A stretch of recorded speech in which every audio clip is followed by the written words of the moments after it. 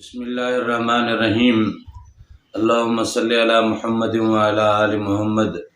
رب اشرح لی صدری ویسر لی امری واحلل عقدۃ من لسانی یفقہوا قولی۔ السلام علیکم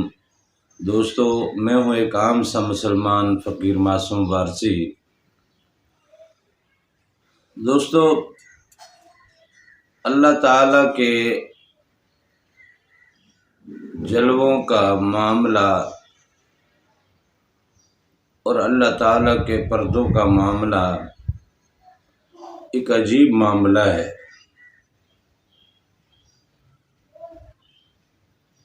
عشق کے معاملوں میں سب سے عجیب معاملہ یہ ہے کہ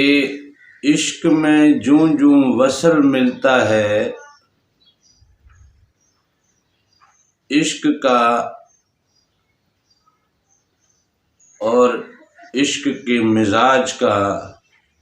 انداز بدلتا رہتا ہے، بلکہ اس میں اور زیادہ طلب پیدا ہونے لگتی ہے۔ دنیاوی عشق میں وصل ملتے ہی عشق تباہ ہونے لگتا ہے، عشق کے احساسات، عشق کے جذبات جو ہے وہ گھٹنے لگتے ہیں۔ وصل جو ہے وہ عشق کی معراج ہے، دنیاوی عشق کے حساب سے۔ دنیاوی ماحول میں، دنیاوی معاملوں میں کسی سے محبت یا عشق ہو جائے تو طلب تو اس کی وصل ہی ہوتی ہے، ملنا عشق کی بھوک ہے، ملنا عشق کی پیاس ہے، ملنا عشق کی تڑپ ہے۔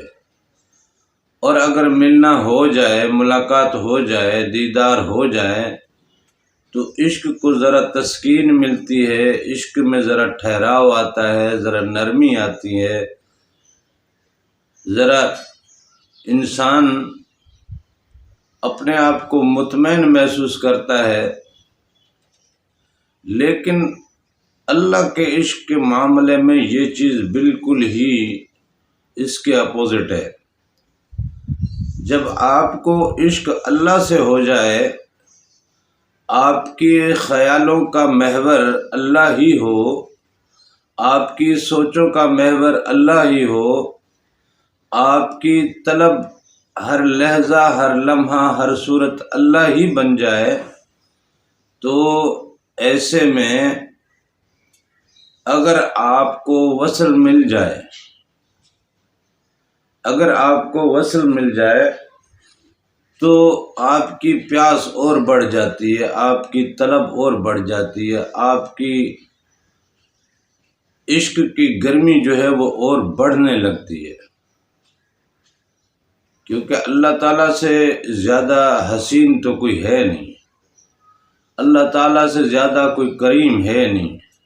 اللہ سے زیادہ کوئی محبت کرنے والا ہے نہیں، اللہ سے زیادہ کوئی بندے کو اپنانے والا اور اپنا سمجھنے والا اور کوئی ہے نہیں۔ جب اللہ کے دیدار کی منزل ملتی ہے تو بندے کو احساس ہوتا ہے کہ میں کیا چیز ہوں اور میرا رب کیا چیز ہے۔ اس احساس سے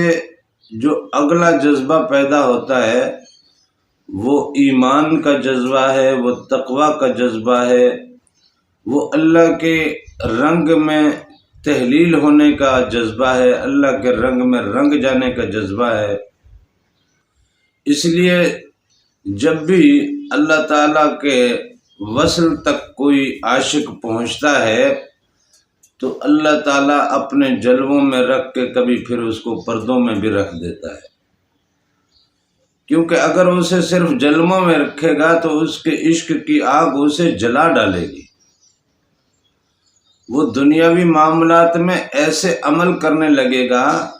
ایسا ریئیکٹ کرنے لگے گا کہ دنیا والوں کے لیے وہ بالکل ہی قابل قبول نہیں ہوگا۔ اور دنیا والے اس کے لیے ایک ایسا نظریہ قائم کر لیتے ہیں جس میں وہ پاگل پن سے لے کے ایمان سے پھر جانے تک کے اس پہ فتوے لگ جاتے ہیں، گستاخی کے فتوے لگ جاتے ہیں، اپنے آپ کو خدائی اور ربوبیت تک کے پہنچانے کے فتوے اس پہ لگ جاتے ہیں۔ کیونکہ بندہ جب اللہ کے عشق میں تحلیل کسی بھی یار کی یاری میں جب بندہ اس کی وصل تک پہنچتا ہے تو پھر وہ نہیں سمجھتا کہ میں کون ہوں وہ کون ہے، پھر اس کے اندر اپنے آپ کو دیکھتا ہے، اپنے اندر اس کو دیکھتا ہے۔ یہی کیفیت اللہ کے عشق میں بھی ہے نا۔ جب آپ اللہ کے دیدار تک پہنچتے ہیں تو وہ جذبات، وہ احساسات، وہ گرمی اور وہ تلاطم جو ہے آپ کو اس چیز میں محو کر دیتا ہے کہ آپ کو یوں لگتا ہے، کیونکہ اللہ تعالیٰ تو وسیع ہے نا، اس کی وسعتیں، اس کے کرم کی وسعتیں، اس کی رحمت کی وسعتیں، اس کی عنایتوں کی وسعتیں، اس کی وسعتوں میں جب بندہ پہنچتا ہے تو ہر طرف تو وہ بندے کا پیار دیکھ رہا ہے نا۔ اللہ کو تو اپنے بندے سے بہت زیادہ پیار ہے، ہر صورت پیار ہے، ہر صفت میں پیار ہے۔ تو اللہ کی جس جس صفت میں اس کی نظر پڑتی ہے اس میں وہ اپنے آپ کو دیکھ رہا ہوتا ہے۔ اسی طرح جب اللہ کے دیدار ہوا اس کو تو اس کی تجلی اس کے اندر اتری تو اپنے اندر بھی پورا اللہ کو دیکھنے لگ گیا۔ تو پھر پاگل پن کی حدیں تو قائم ہوں گی نا۔ یہ ذہن ہمارا اتنا قوی نہیں ہے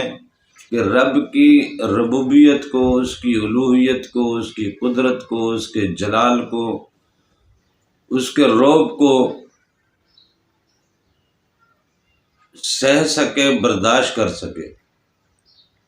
ہمارے دماغ کی لمٹ بہت کم ہے، بہت چھوٹی ہے۔ لطیفہ انا بیدار ہو گیا تو وہ دماغ پہ حاوی ہو جاتا ہے نا، اور دماغ پہ حاوی ہو جانے کی وجہ سے لطیفہ انا کا اپنا عکس اس دماغ پہ چھانے لگتا ہے، تو دماغ بھی یہی سمجھنے لگتا ہے۔ عام طور پہ معاملات ایسے ہوتے ہیں، کبھی کبھار خوف کے، ڈر کے، خوشی کے، یا کچھ ایسے معاملات جو ذہن پہ عکس بن کے یوں نمایاں ہو جاتے ہیں کہ بندہ سمجھتا ہے کہ بس یہی ہے، حالانکہ وہ ہوتا نہیں ہے۔ کافی مریضوں کو ہم نے دیکھا، کہیں گے کہ بھائی اٹھو، ہٹو، بھاگو، بچو، یوں کرو، سانپ آ رہا ہے، شیر آ رہا ہے، حالانکہ نہ کوئی سانپ آ رہا ہوتا ہے نہ شیر آ رہا ہوتا ہے، لیکن اس کی کیفیت پہ اس کا عکس اتنا شدت کے ساتھ حاوی ہو چکا ہوتا ہے کہ وہ ہر طرف جناب سانپ، بچھو یا کوئی شیر درندہ یا کوئی حادثہ یا کوئی معاملہ دیکھ رہا ہوتا ہے اور وہ اس چیز پہ بات کر رہا ہوتا ہے۔ ہم کہہ رہے ہوتے ہیں کہ یار اس کو دیکھو، یار بیماری میں کیا پاگل ہو گیا، یہ ہو گیا وہ۔ تو اس طرح اللہ تعالیٰ کے دیدار کا عکس جو ہے وہ ہمارے ذہن پہ اس طرح حاوی ہو جاتا ہے کہ ذہن پھر اسی کو ہی تسلیم کرنے لگتا ہے، ہر چیز میں، ہر جگہ پہ، ہر طرف سے اپنے اندر بھی وہی محسوس ہونے لگتا ہے۔ وہ سائیکولوجیکل طور پہ بھی وہ پھر اس کے منہ سے نکلنے والے الفاظ جو ہیں وہ دنیا کے لیے بڑے عجیب لفظ ہوتے ہیں۔ پھر اس چیز کو مینٹین رکھنے کے لیے اللہ تعالیٰ پردوں میں بھی رکھتا ہے، ہر وقت کسی کو جلوے میں نہیں رکھتا۔ وہ اپنے اگر جلووں میں رکھتا ہی رہے، اپنے جلوہ ایک دفعہ مل گیا اور وہ جلوہ طویل سے طویل تر اور وہ ہمیشہ کے لیے وہیں رک جائے تو بندہ دنیا کے لیے قابل قبول رہتا نہیں ہے۔ اس لیے وہ کبھی جلووں میں رکھتا ہے، پھر کبھی پردوں میں رکھتا ہے، کیونکہ پردے میں آنے سے بندے کو محسوس ہونے لگتا ہے کہ شاید میرا رب مجھ سے ناراض ہو گیا ہے، یار میں تو کچھ بھی نہیں ہوں، میں تو بندہ ہوں نا اس کا۔ پھر اس کو اپنا بندہ ہونے کا احساس ہونے لگتا ہے، جبکہ اس کے اندر کے تمام معاملات اللہ تعالیٰ نے اپنے رنگ میں رنگے ہوئے ہیں، اپنے رنگ سے قائم کیے ہوئے ہیں۔ اس نے تو روح بھی اس اپنی ڈالی ہوئی ہے، فنفخت فیہ من روحی، کہ اس میں نے اپنی روح ڈالی ہے۔ تو جب اتنے سارے رنگ اللہ کے ہماری ذات میں موجود ہیں اور جلوے اور دیدار تک بندہ پہنچ گیا تو اس کا عکس حاوی ہو کہ انسان کے اوپر اس طرح جناب راسخ ہو جاتا ہے کہ بندہ پھر اپنے اندر بھی اللہ کو دیکھ رہا ہوتا ہے اور اللہ کے الوہیت میں اپنے آپ کو دیکھ رہا ہوتا ہے، تو اس کی زبان سے لا محالہ کچھ ایسے الفاظ نکل جاتے ہیں جیسے منصور حلاج کے منہ سے یہ نکلا تھا انا الحق کا، تو صاف ظاہر ہے اسے شرعی حساب سے ٹریٹ کیا گیا اور اس کے لیے جو معاملہ ہے وہ آج تک تاریخ بن گیا۔ تو اس لیے فقیروں کو، اللہ والوں کو اس کے عشق کی منزل میں وصل ملتا ضرور ہے، لیکن اس وصل میں پھر کبھی جلووں میں رکھتا ہے، لیکن کبھی پھر پردوں میں رکھتا ہے، تاکہ اس کو یہ احساس بھی ہو کہ نہیں میں بندہ بھی ہوں، میں رب نہیں ہوں، میں خدا نہیں ہوں۔ ہاں، اللہ کی ذات کے جلووں میں، اس کے انوار میں، اس کے دیدار میں اس عکس کی پختگی اتنی ہوتی ہے کہ ہمارا ذہن مفلوج ہو چکا ہوتا ہے، پھر ہمارا ذہن اپنی کوئی کیفیت سامنے نہیں رکھ پاتا، اس عکس کے ماتحت رہتا ہے اور اس کا غلام بن جاتا ہے، اور اسی عکس کو ہر جگہ جناب دیکھ رہا ہوتا ہے، محسوس کر رہا ہوتا ہے۔ تو جو دماغ دیکھ رہا ہوتا ہے، دماغ کمانڈنگ ہے نا، کمانڈ دیتا ہے، وہ کمانڈ زبان تک اگر آ جاتی ہے تو زبان سے کچھ ایسے الفاظ نکل جاتے ہیں کہ پھر دنیا والوں کے لیے وہ بڑے عجیب ہو جاتے ہیں۔ اسی لیے اللہ تعالیٰ ہمیشہ جلووں میں نہیں رکھتا۔